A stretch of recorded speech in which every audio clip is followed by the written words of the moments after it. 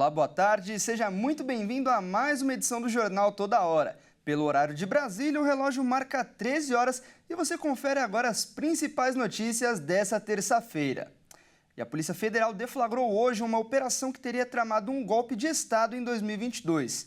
E o assassinato do presidente Lula, o vice Alckmin e o ministro Alexandre de Moraes. 4 militares foram presos nessa operação. Vamos conferir. A Polícia Federal deflagrou uma operação para desarticular uma organização criminosa responsável por planejar um golpe de Estado para impedir a posse do presidente Luiz Inácio Lula da Silva após a eleição de 2022.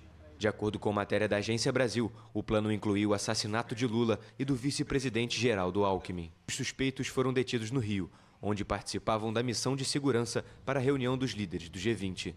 Segundo o comunicado da Polícia Federal, o suposto plano, que os suspeitos chamavam de Punhal Verde e Amarelo, seria executado em 15 de dezembro de 2022.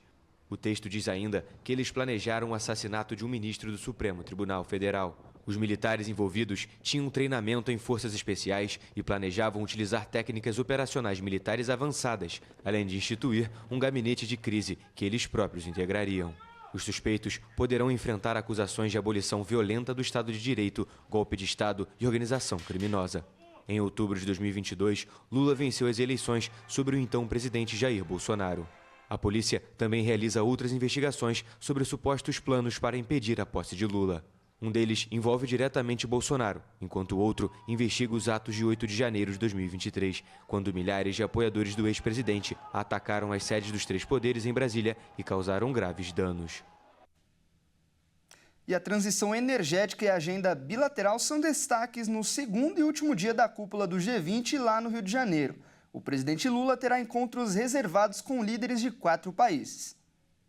O segundo e último dia da reunião de cúpula do G20 no Rio de Janeiro vai ser marcado por discussões sobre transição energética, agendas bilaterais, além da transmissão da presidência rotativa do grupo das principais economias do mundo. O presidente Lula se encontra reservadamente com líderes de 4 países. Todos esses compromissos acontecem no Museu de Arte Moderna, na região central da capital fluminense.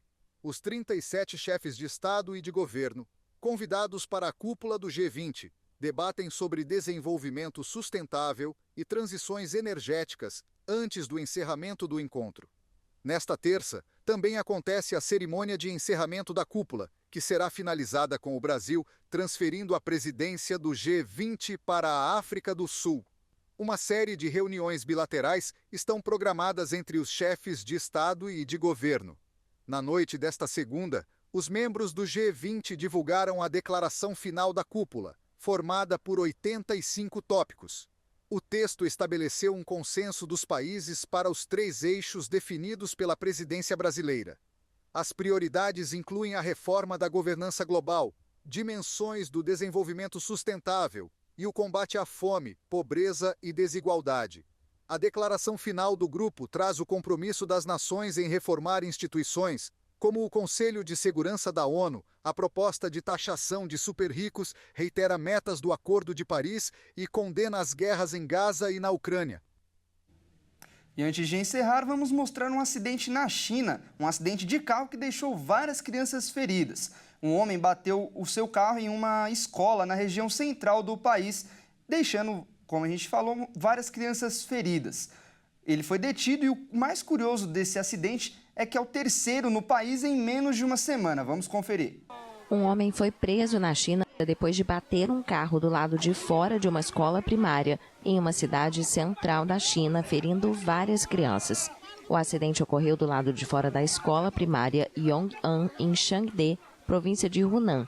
A polícia disse que o acidente ocorreu pouco antes das 8 da manhã no horário local.